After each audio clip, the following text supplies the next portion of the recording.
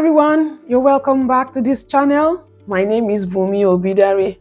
It's nice to be here once again. I'm the lead real estate consultant for TB&T Investment Company Limited. Today we'll be talking about land documents worthy of note in Nigeria. Anyone interested in real estate in whatever capacity, whether you're an investor, a realtor, whatever it is, we all need this knowledge. Before 1978, all land in Nigeria belonged to one community or family. But since 1978, government of Nigeria enacted a land use decree that conferred the control of land under the control of state government. So at every point in time, government will have to give some portion of land back to families, communities, or whoever is interested in owning land in Nigeria. So the process by which government looks into applications and give back land to original owners, communities, or families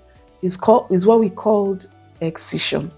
In some land narrations, we come across excision, government approved excision. It's simply trying to say that that portion of land being referred to has been given back to the family or communities that initially owned them.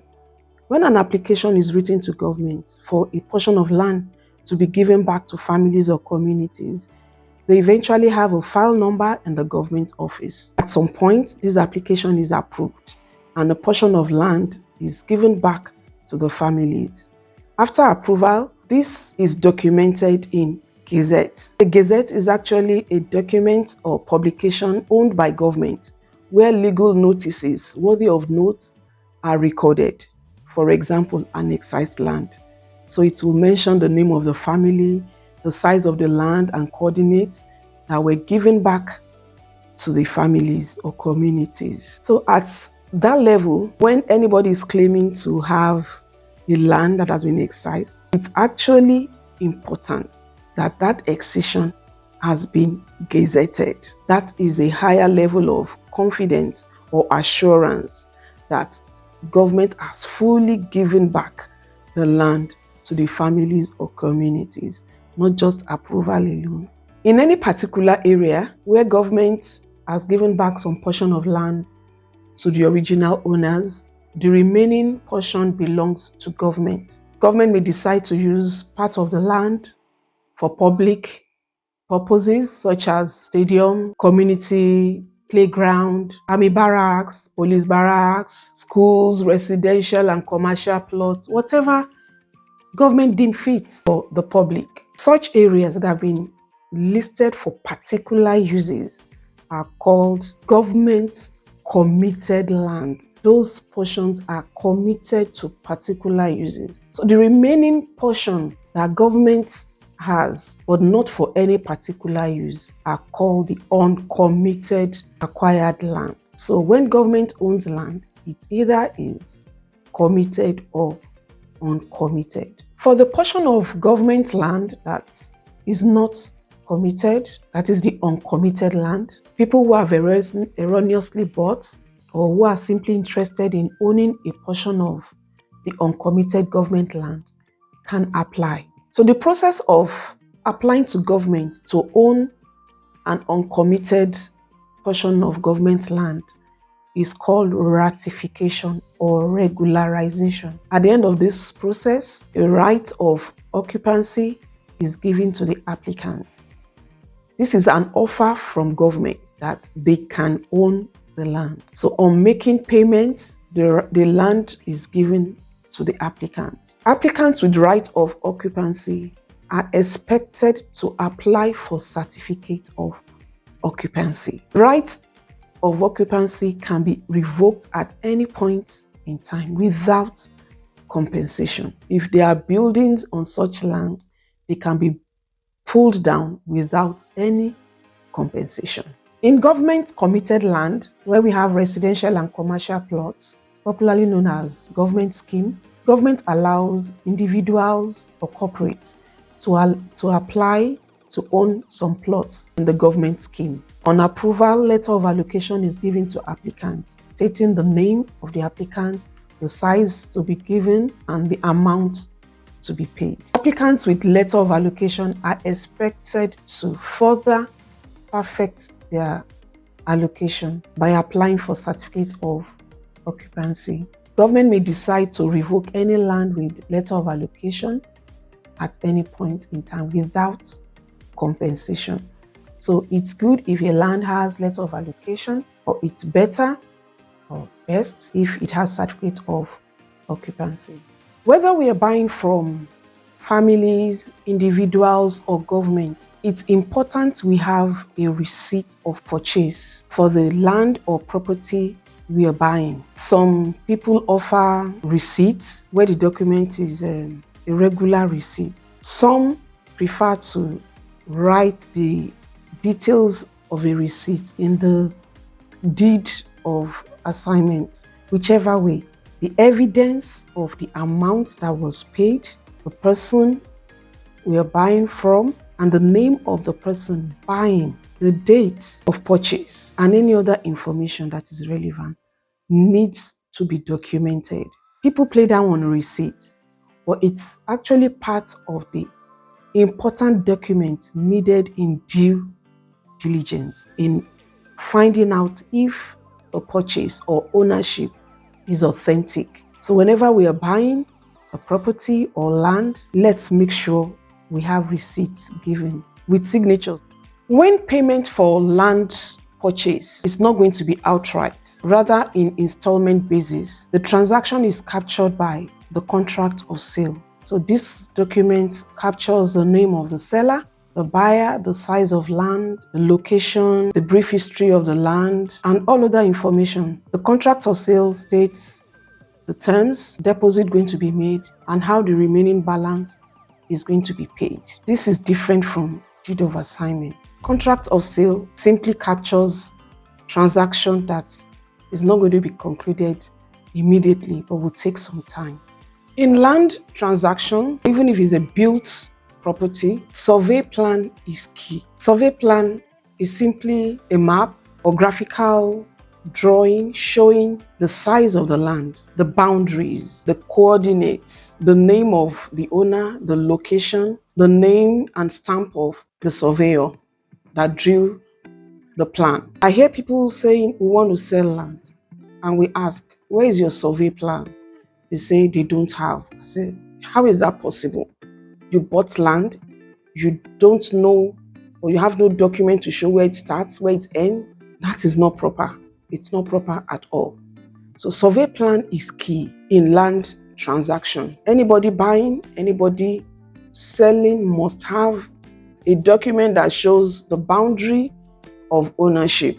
So when the survey plan is just drawn, whether it has the stamp of a surveyor or not, it's called the provisional copy. But as soon as the provisional copy is registered in the government office, Surveyor General's office, we say that survey plan is a registered survey. And one can go ahead to also ask for evidence that the survey plan is registered in government office. So it's not just about seeing survey plan, you see a stamp here and there, and you think, oh, this must be registered. You need to verify from the Governor General's office that the survey plan has actually been registered.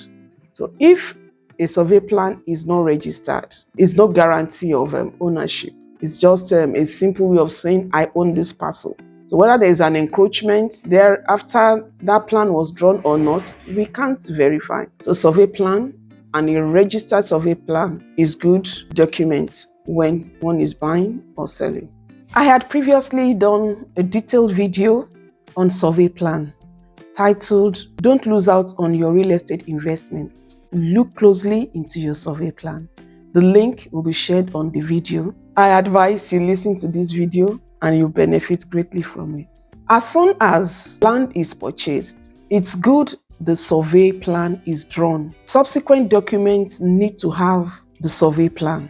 Whether it's contract of sale, deed of assignment, the survey plan is a critical part of subsequent documents after paying for land. After land is purchased, when you have your receipt, you have your contract of sale, your of a plan, then land is fully paid for, there's need to come up with a document called deed of assignment.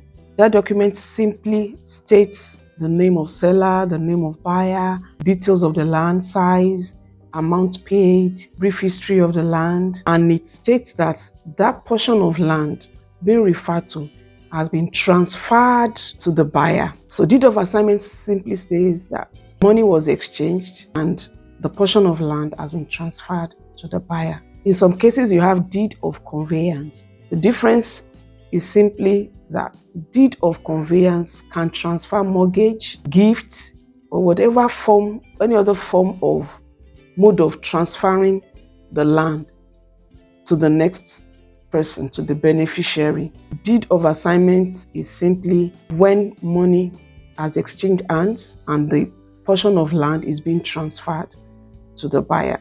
Deed of conveyance conveys the land to the beneficiary through mortgage, through gifts, or any other means of transferring the land. When deed of assignment has been concluded, its good is registered with government. Any land document that is registered with government simply means you want government to note that document, and it becomes a legal document tenable in the courts of law. So deed of assignment, receipts, contract of sales of a plan, any land document can be registered with government. Many people look out for a document called Certificate of Occupancy. That document called Certificate of Occupancy is the highest evidence of ownership of land in Nigeria. So whether you're buying from government directly or you're buying from individuals or corporates, you must get to a point to prove ownership maximally with a document called Certificate of Occupancy. When land is bought and the land has Certificate of Occupancy, the buyer comes up with a deed of assignment. That deed of assignment, when registered with government and it is approved after making payment, we call that document governor's consent. Because the land that was purchased had previously had Certificate of Occupancy. Certificate of Occupancy is not issued twice. So anyone who buys land that has C of O, the deed of assignment transferring that land to the buyer needs to be registered with government. Money is paid based on government assessment and government gives approval to the transfer of that Certificate of Occupancy to the new buyer. The approved deed of assignment is now called governor's consent. So governor's consent simply means the approval of government giving on a deed of assignment for a land that previously had Certificate of Occupancy. Sometimes in land transaction, we come across cases where the owners of the land is deceased. It is important for buyers to request for a government document called Letter of Administration. The Letter of Administration is issued to whoever is in charge of whatever belongs to the deceased. So the process is like when somebody dies and the person dies without a will, an application is made to government so that somebody is in charge of the estate or whatever the deceased has left behind. The government does assessments, monies are paid, and government gives approval for the names stated in the application as the people or the person responsible for the deceased estate and any other thing that the deceased has left behind. So buyers should beware. If you're buying and the name on the document of the land does not tally with the name of the person selling, you need to ask questions. Why is this name different from your name? Why is the name on the document different from your name? What gives you the right to sell a land with a different name? If you are told the person is dead, you need to ask for letter of administration. The names on that letter are the only people authorized by government to be in charge of the deceased estate. So in summary, I've tried to mention the documents we are likely to come across in land transaction in Nigeria. Let's ask questions as sellers, as buyers, investors, in whatever capacity. We need to be sure of what we are buying. We need to verify, do due diligence. And in most cases, not just one document is enough to verify ownership. You may need to combine one or two other documents with a particular document you have at any point in time. I've written a book on this topic. The link is in the description of this video. Don't forget to like, share, subscribe, and click on the notification bell so you can get notification whenever we release video on this channel. Thank you.